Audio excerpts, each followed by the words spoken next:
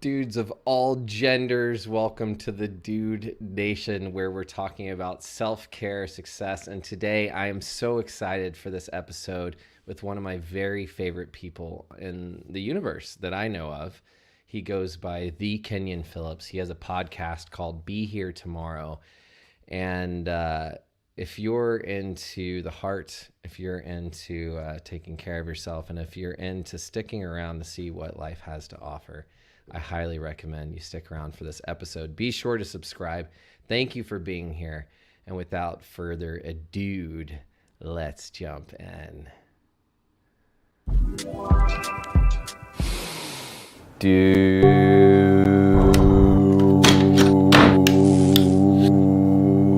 Dude, you are getting well.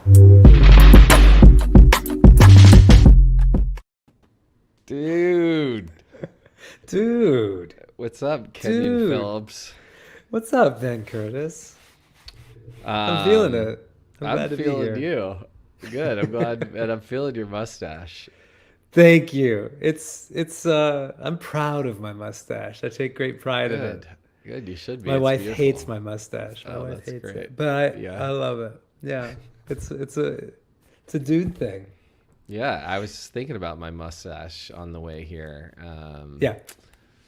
And I don't have one right now, but I saw a photo of myself earlier, and I was like, maybe I'll bring that back. And here you are. I I love might a have just been stash. thinking about you. Yeah. I love a What do you stash, and love I about a highly recommend stash? them. I love it. Well, I love it because yesterday I was helping out at my son's school. I was like, it was picture day, and I'm the class parent, so I was like volunteering and helping wrangle the kids, not just in his class, but then like all these other primary classes and toddler classes. And the kids were like, "You have a mustache! You have a mustache!" And like, so it's totally recognizable. It really like sticks out, and I like Yeah. that. And the kids were like asking me to take it off. It was a fake mustache. So I thought, well, that's pretty cool. If my mustache looks fake, that means maybe it's pretty well sculpted. And I like it. I like it because it's like kind of unapologetic. Yeah. The mustache is deliberate no matter what. There's no such Yep. thing as like a subtle stash. It's a statement, like Yeah. going back to the legacy of stashes. Burt Reynolds, Tom Selleck for Magnum Oh man. PI. Yeah. Yeah. And It's now it's like bald heads too, like that whole movement, I it's got that. I got that too. yeah, I got yeah, with some baby. marks from my beanie, but yeah, we got a bald head That's stashed beautiful bald head. man. Nice. Thank you so much. Yeah, it's a thing. My bald head is funny, like I've been shaving my head consistently since like 2006, which Hmm. is before you were born. Not And quite, I but okay. still am not Thank you. used to it, and I'm still not used to it. Like Yeah. I have trouble identifying as a bald man Mm. um because I always wanted to I don't know, I had this vision of myself. We always have visions of ourselves, right? Yeah. And then And you I have look in this the mirror, you're like, oh my God. Yeah, yeah. So It's I a don't know. trip. It's a trip. It's a trip to like lose your hair, especially like I lost my hair in my 20s and Mm. early 20s, and there's loss. It's like hair loss. And Yeah. there's loss involved. There's I think Till after mourning and grieving. recognition. Yeah. Yeah, grieving that has to happen. I don't know. Mm. It's cool. It's an ongoing thing, but to today I feel kind of naked with like my bald head. So Mm. I opt for a hat most of the time. I opt Hmm. for a beanie. Nice. Nice. Maybe I'll put it back on. Maybe Yeah, I'll you take it can off. rock it, Maybe I'll whatever, take it whatever. back. You can take But it it's on and off important. the entire It's show. important to know that I'm bald because for years I wore wigs. Hmm. Yeah, I wore wigs. I had an agent who was like, you're gonna book more roles if you have hair. And so I would wear these wigs and I would book roles with the wigs. And then it was so awkward on like set because, hair and makeup want to go in and I'd be like, no, don't touch the hair, don't touch the hair. So like, Wow. yeah, I think it's important for people to know that, yeah, I'm bald. And it's important for dudes to know that it's okay to be bald. Yeah. I'm a permission granter. It's okay. Hmm. Yeah. Thank you for saying that too. Yeah. And many men and women and everyone in between love that. Bald can be really sexy. It is. It is. It's like being really hairy. Friends that really don't like how much hair they have, but I think that can actually really work for you.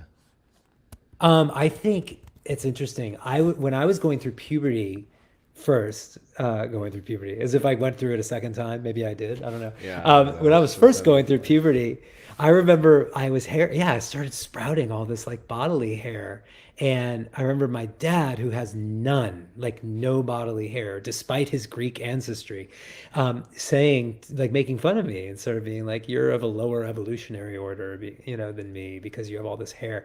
And and it did kind of look like I was wearing pants when I'd get out of the ocean or something, because I did have a lot of leg hair, right? But I was a little ashamed. And then when I started modeling in my early 20s, there was like, I remember my agent saying, you gotta wax that, you gotta shave it. And yeah, to this Mm. day I do. I'm very like, I depilate, I remove a lot of my bodily hair. Yeah. Thank you for saying that. I mean, we're talking about vulnerability and being able to still be successful and show up in the world or safe. Um, Now being more vulnerable is hip. Just so you know, I can hear a little bit of background noise when you're moving around. How about Uh, now? no, definitely not. But Okay. we're picking up a little bit of something else. So I'm just letting you know for our beautiful audio that we're working so Ooh, hard we don't on. want, yeah, we want So, clean audio. Okay, let me see if yeah.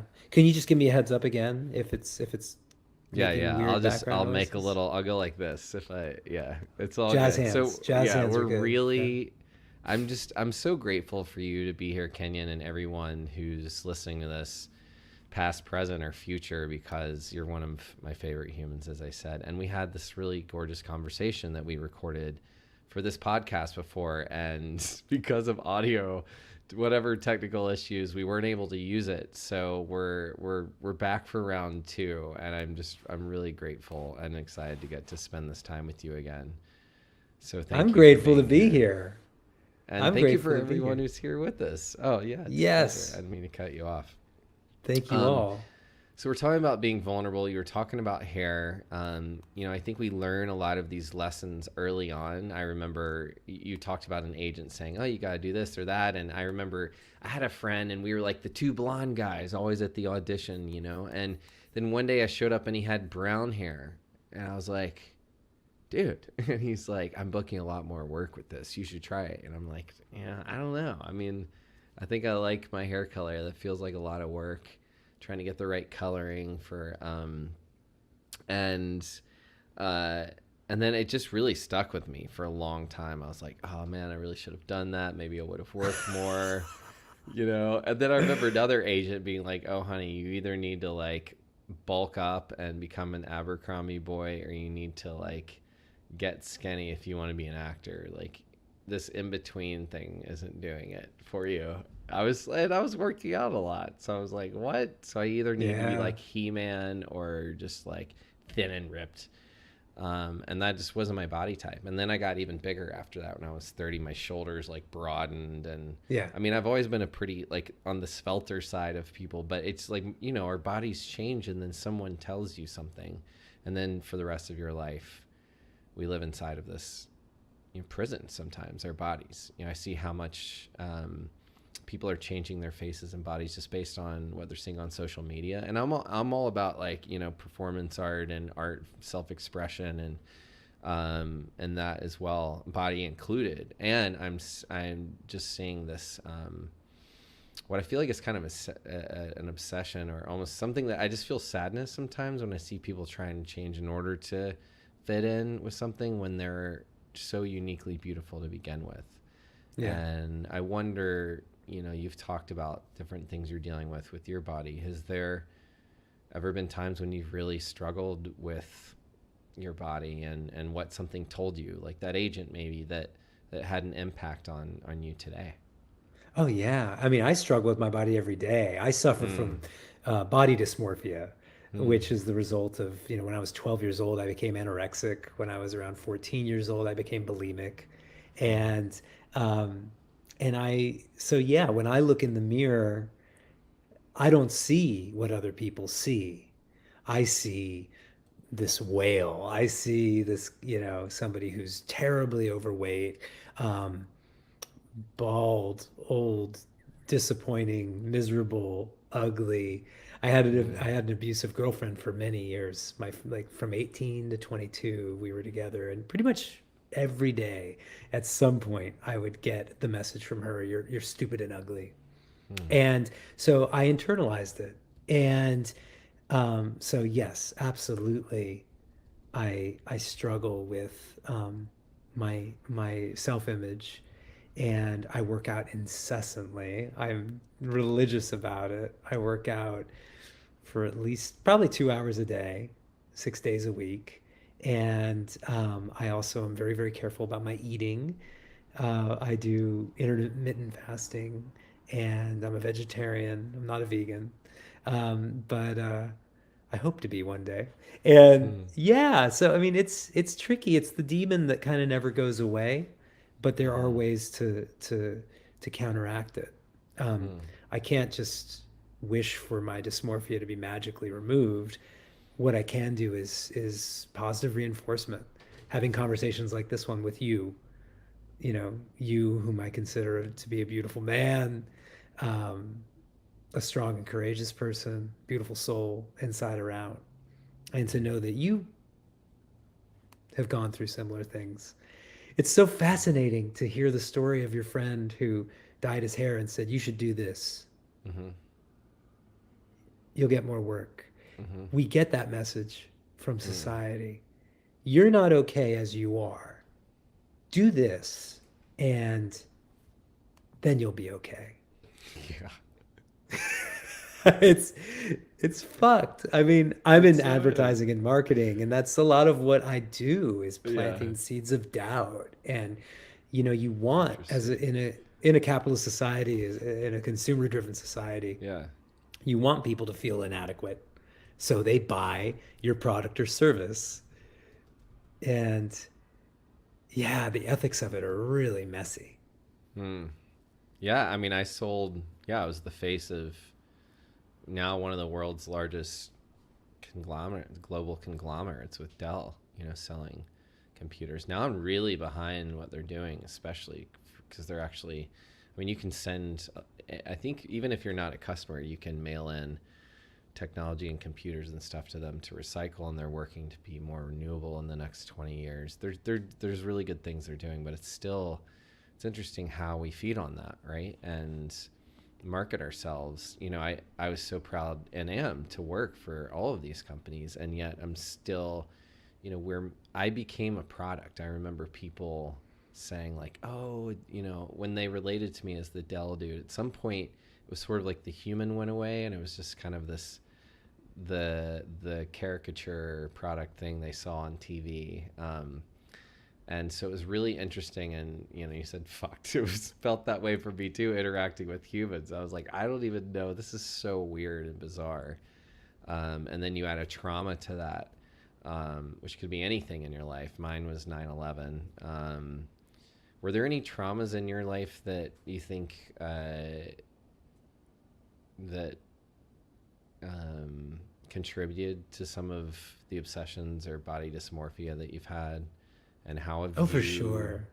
what do you do to like take care of yourself today? What are the ways you work through those things today? If Well, that's yeah, a few. As I mentioned, I think becoming anorexic and bulimic as a pretty young person was traumatizing. It was a Yeah. response to a will to power, a desire to control Mm. my body. I remember growing up as a slightly overweight kid. The kids called me Grand Kenyon, God, and I kids are remember so cruel. kids are cruel, but I mean, you got to hand it to This them. is That's a part of pretty it, good right? one. Yeah. Yeah, yeah, it is part of it. It is part of it.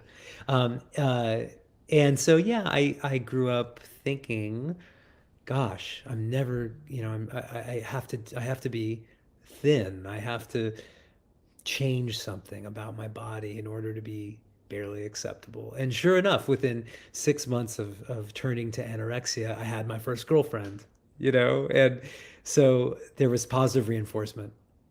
Um, Yeah. and I would say that, as like you, 9/11 was a traumatizing moment. I consider 9/11 the sort of dividing line in my life. Um, Prior to that day, I had a sort of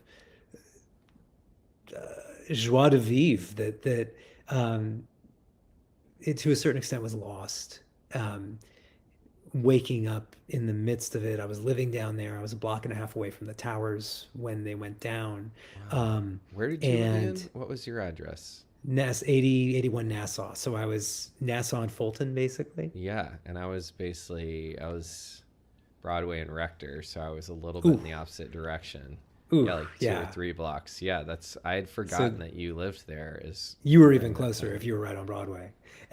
It But was either way, I mean that's you're if you're there that is a different experience and it's totally surreal. totally Yeah, so you're surreal, but waking up to that. yeah, and so that was, I would say it was traumatizing, and that I have PTSD from that because Mm-hmm. that day I came to grips with dying. I thought, as we were all trying to escape, and small groups of us were in the street there right around Broadway, and Fulton. There were FBI agents in the street telling us we were all going to die. They were panicking. They were saying to run, run down to the seaport. No, don't run to the seaport. Run to the Brooklyn Bridge. No, don't run to the Brooklyn Bridge. They're going to bomb the bridges. Run north, run north. And so we ended up running north up Church Street. And while I was running, I was with my ex girlfriend. I was convinced that this was the end. And I started doing all those cliched things that humans do when faced with that experience, which is like you start accounting for your life. You start seeing your life play. I did. I saw my life playing before my eyes like a movie. I Mm-hmm. assessed it. I decided that I'd done a pretty good job, and but yeah, I think from that moment on, I realized, wow, I can't take life for granted. Anything can happen, Mm-hmm. and nobody's promised tomorrow. My Buddhist friend Chodo says, reminds me constantly, we're not even promised our next inhale, you know, our next Wow. inhalation. So, Yeah. um, now I'm inhaling. It makes Yeah. us Can pause. all And take I a think, breath if we're listening. yeah, yeah, take a breath. Chodo's partner, Koshin. Koshin was on here. He's also it was that was one of the other interviews. It was so special. I didn't know that you two knew each other, and I Yeah, just heard Chodo speak, and I was like, "Thank you, universe!" And that's one of the ones that my audio was terrible on. So I'm gonna try to yeah. connect with him again. With really special humans. So thank you Those two are for incredible. They've taught me introducing so him much. into my Oh, for life as sure. well. Yeah, they've So taught me so much. yeah, because I'm always reminded tomorrow is not promised, and thank you for saying all this. It really resonated with me for sure. What do you think you've learned from that, or what have you done with that information? I mean, or you just I've kept lived a going? much bigger life than I wanted to. I had um, I Mm, had a sense that I had a sense that I would live a very controlled existence from a very early age. I thought mm, I will remain sort of an island unto myself. I will become this art making machine, this performer, this actor, this musician, and I will live in a very small Spartan space with no belongings so that I may upend my life at any given time and go tour or do whatever I needed to do. And now I have, for the past 10 years, been involved in a relationship with my wife. I have two children. I have a house. It's a big house for me, and it's in the country. I've mm, expanded beyond New York City. I always thought you'd have to take me out of New York City in a body bag. That was the only way I was leaving. And now, since COVID, really, I live a very different, larger life. And sometimes that can be really challenging and stressful. But um, I'm constantly reminded that, wow, this could all go away. So we might as well dream big. We might as well live big. I think that I choose to believe in a higher power. I think that my higher power wants me to live a big life and Mm, wants me to vibrate at the highest expression of my being. mm, mm. Beautiful. So, Thank you for saying that. We had a comment from our producer Becky saying there's such beautiful peace about you despite all the trauma that you've endured, and that in itself is such a victory. thank you. What a sweet thing to say. There is peace Mm. today.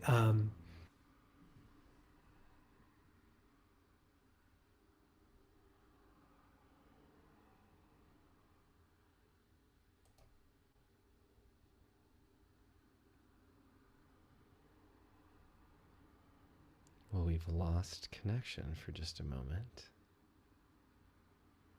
So much peace that he's frozen. Stand by, everyone, and let's see if we can get him back on.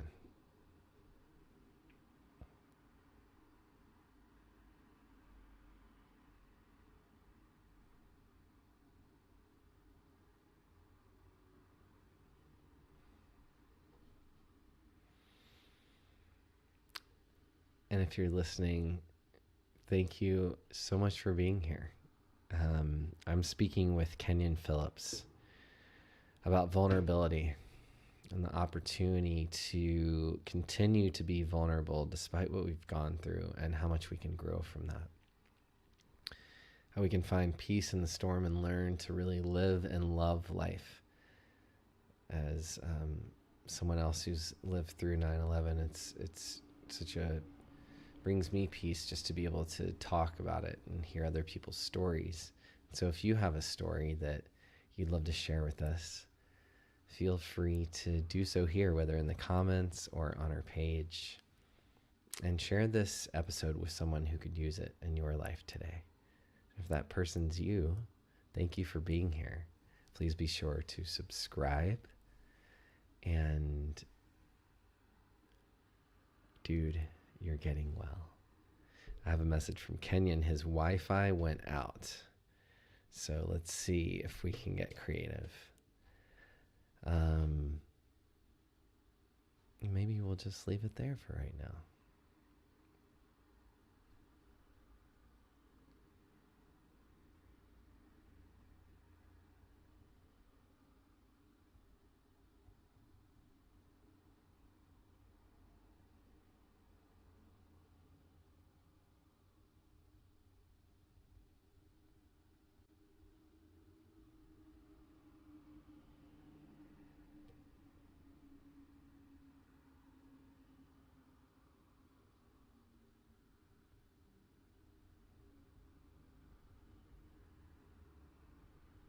And we're back. I'm so sorry about that. Yay. That It's has all literally never good. happened. I don't know why that happened. Can It, you hear it me? gave us a great time to have a little commercial break. We can hear you. Can you hear We us? love a commercial break. Absolutely. Okay, you can. All right, good. So you're Beautiful. really into peace, and I think it was so peaceful that, you just Yeah. disappeared.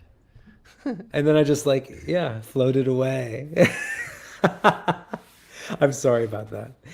No, But all yeah, no, good. there is peace. There's peace, and then there's also the trauma, I think sometimes I like to think of the duck or the swan, so you see them on the water and they look so graceful, and then beneath the surface, those little feet, those webbed feet are just like paddling furiously. And I think sometimes my mind does that, Hmm. maybe beneath the peaceful exterior. But Yeah. thank thankfully I'm getting better at managing that. Yeah, so let's talk about that. I mean, you have a podcast, Be Here Tomorrow, and I love that. And I love that saying. I just like to think about that alone. Even when I can't hear the podcast, when I just see the name of it, it really brings me joy. So thank you for that. It's a good little mantra, right? Yeah. Yeah. Um, what had you create that? And I know, you've talked openly about suicidal ideation and the ways you've Hmm. struggled with yourself and your body and your life. So, um, is how have you turned, that saying, turning your pain into your purpose? It sounds like you've really been able to use some of what you've been through for your healing. So how do you use that in a healthy way? How do you access that? And is the podcast part of that for you? Big part of it, big part of it. I had gotten to a place where I was in my early 40s. I'm now in my mid to late 40s. Mm. I'm going to be 47 in about a month. Um, Wow, and so fellow I, Scorpio. yes, yes, November 3rd. But I had gotten to a place where I felt like a failure. I was in my early 40s and as famous as I should have been. I felt like I wasn't as accomplished an artist as I should have been. And Mm. here I was with, a newborn. I was a dad and married and working these day jobs that I wasn't passionate about. And I felt like largely my life had been a disappointment and a wash. And the best thing I could do would be to end it. And and out of that pain and darkness came a really revelatory conversation with my wife. My wife is often the voice of reason, the voice of love, um, an incredible perspective. I often think that my higher power speaks to me through my wife.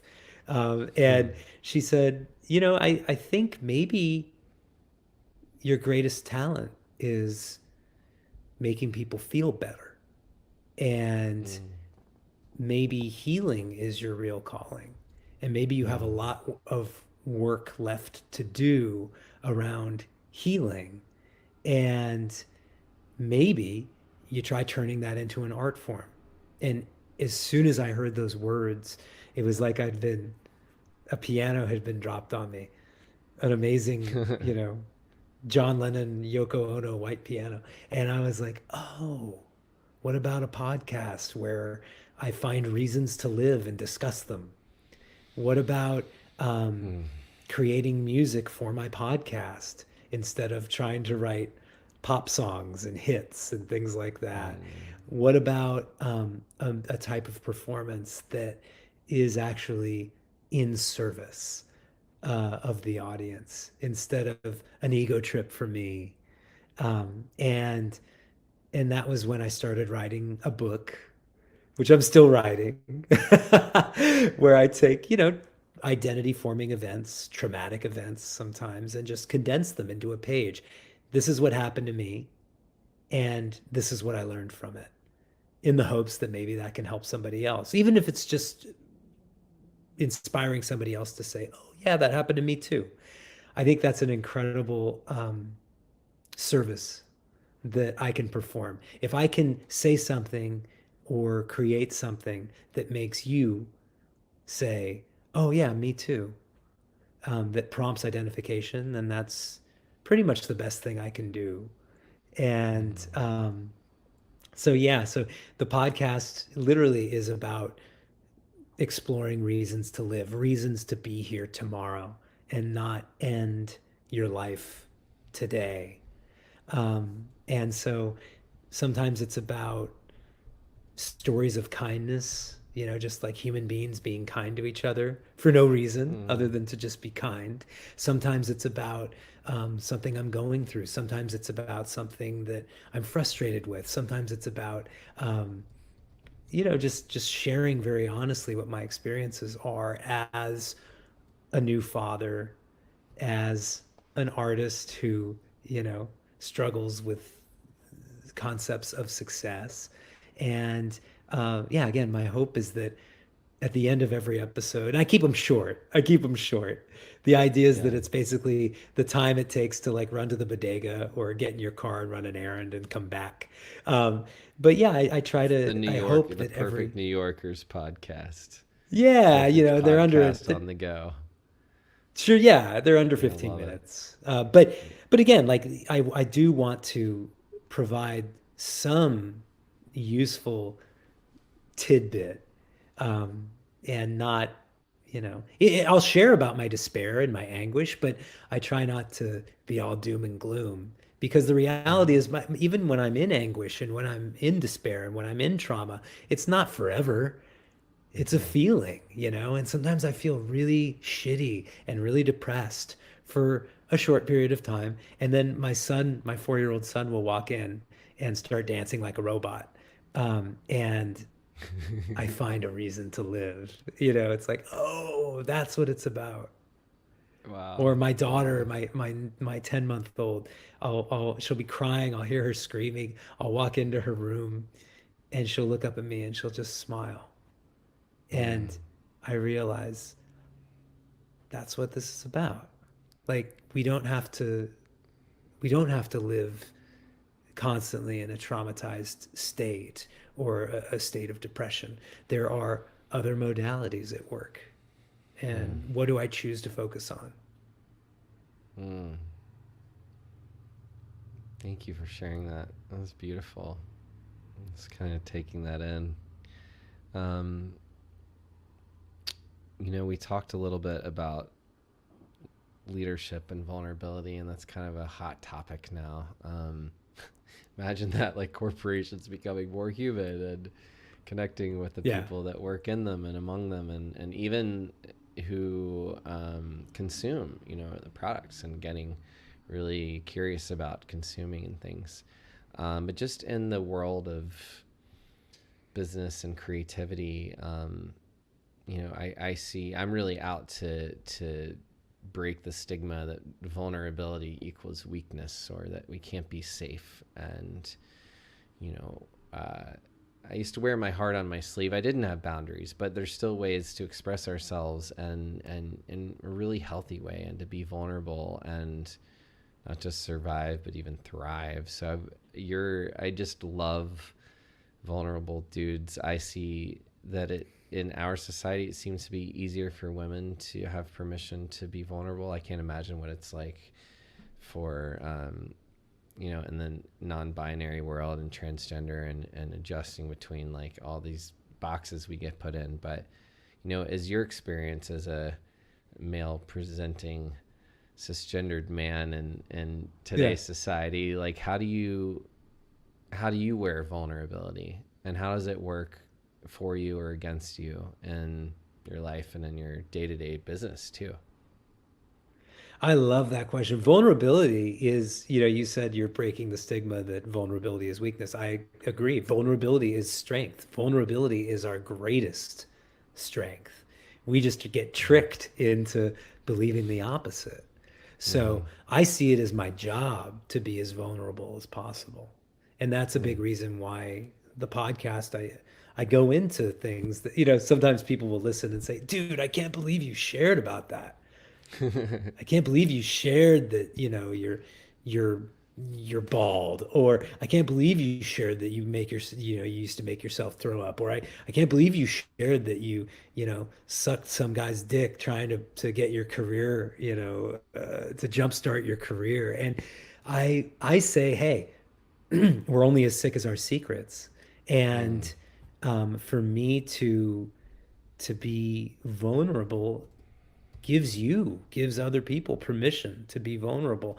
I love human beings when they're vulnerable. Mm. Show me somebody. I love, I'm an Al-Anon-ic. I'm in Al-Anon. I love addicts. I date them. I work for them. I am in families with them. I have surrounded myself with addicts, and Mm. that can cause a lot of drama and disappointment and pain and suffering, and it can also open your eyes to the power of vulnerability, because Mm. one thing addicts are great at is being really vulnerable. They make big messes and they leave other people to clean them up, right? I have no idea I'm what you're talking about talking about. active. I'm talking about active addicts, not Okay. ones in recovery. So yeah, but I do believe vulnerability is a bridge to connection, Mm. and and yet it's the hardest thing in the world, especially as you pointed out, like, as a man, right? As a cisgender white dude presenting as a cisgendered white dude, I suppose. I do get a message that I should have it all figured out and I should always be in control and I should not reveal pain, sorrow, um, rage, all those things. And the truth is, I have a lot of pain. I have a lot of sorrow. I have a lot of rage. I have an ego. Sometimes I get really indignant. I was bitching to my wife about a client this morning. I was like, that client doesn't understand my value. They don't appreciate me. I'm sick to death of working for dumb people who don't appreciate me. And then my wife got really quiet, and I knew I was going on a rant, right? But it's okay. I um, I love the idea of corporations and leaders being more vulnerable and being more human as opposed to less human because the truth is we are all connected. We may want to pretend otherwise, and corporate America, corporate the corporate world may want us to pretend otherwise, but the truth is we are in this together. And isn't it a better experience when we let each other in on how we're really Mm, feeling yeah, absolutely. as we all walk each other home? Yeah. I have a friend, Matt Johnson, who's a brilliant entrepreneur and thought leader, and he always says the future of work is non monogamous. Like us trying to do it by ourselves, it just doesn't work. It's an old model. We didn't start that way. We don't need to do that again now. And people working together is really, what's going to save our planet. It is. We've got to learn to work together politically, economically, all these different ways. So I think It's vulnerability is a true. great access to that. Because if we all start to be a little bit more real, I think we can give each other permission to connect a lot easier. Because we don't have to Yeah, have the same beliefs, but we are all human beings, and I think it's that that's true. important to remember. As a father, I want to teach vulnerability to my children. I want my Mm, 4-year-old son to know that it's okay to have his feelings, even if mm, they're inconvenient and messy. I want him to mm, know that it's okay to mm, have all the feelings and that feelings aren't necessarily facts. The greatest the greatest story I have about vulnerability is unusual, perhaps.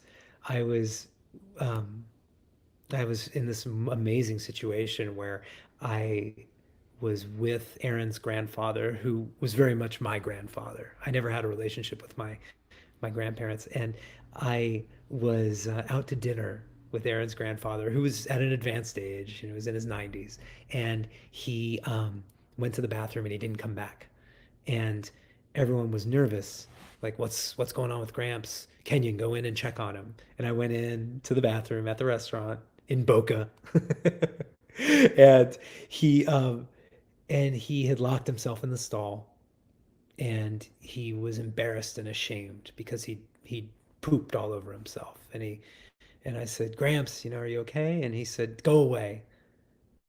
And I said, I'm not going to go away, because he's on a walker, he has trouble. And he said, there's shit everywhere. Go away. And I was like, I'm just going to stay here until you let me in to help clean you up. And eventually the door unlocked and he let me in. And it wasn't even that bad. There was some poop on the floor, you know, and I cleaned it up. He got out of the bathroom. He asked for the check immediately. He was like, "Let's get out of here." And when we got home, when we got him back to his house, he went in and had a bath and and then he called me into his room and he said, "I felt like a fucking animal in there, and you made it okay for me." mm, And in that moment, I realized that by cleaning this man's poop, I felt so close to him. By mm, him allowing me really the privilege of witnessing him in such a vulnerable state, I was able to strengthen a bond with him. And show up in a very primal way, because we're all animals. We're still animals. Mm, And when we're really little, we need someone to help clean us up. And when we're really old, we need somebody to help clean us up. And that's the mm, circle of life. And we don't need to judge it. I think we need to accept it and embrace it. mm. Thank you for saying all of that. Well, I these are really beautiful lessons I think we can all take and listen to and hold on to, and I'll be carrying them with me for weeks and months.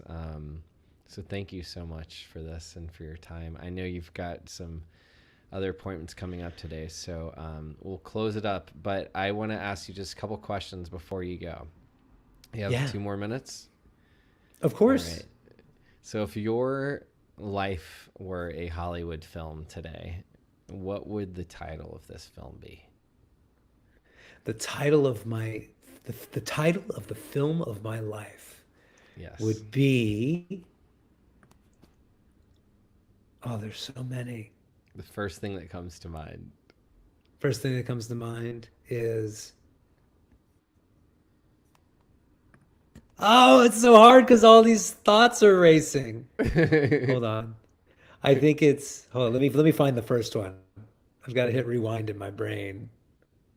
Or anyone, whatever's coming up now.